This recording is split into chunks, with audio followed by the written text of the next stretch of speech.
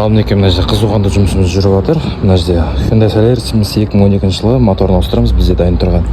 Camry 40 2.4 тоже моторын ауыстырамыз, бізде дайын тұрған. 3.5 Camry'miz, оныкін ауыстырып тастадық, дайын тұр көлігіміз. Обкаткадан өтіп, мына жерде K7'miz, клапандар күйіп кеткен, 3 объем газ. Клапандарын притиркесі, клапандарын ауыстырамыз. Резьбаласы кеткен болар, тоже оларда болезнь.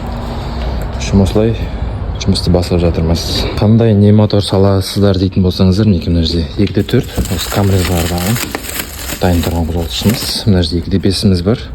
Camry'дікі тоже 1.6, мына Solaris'imiz саламыз, акцент солардікі 3 куб, мінекей 1 MZ, 3.5'imizni салып қойғанбыз жаңағы көлігімізге, сарковкамызға. Осындай дайын тұрған қозғалтқыштарымыз бар, ешке хабарлассаңыздар болады.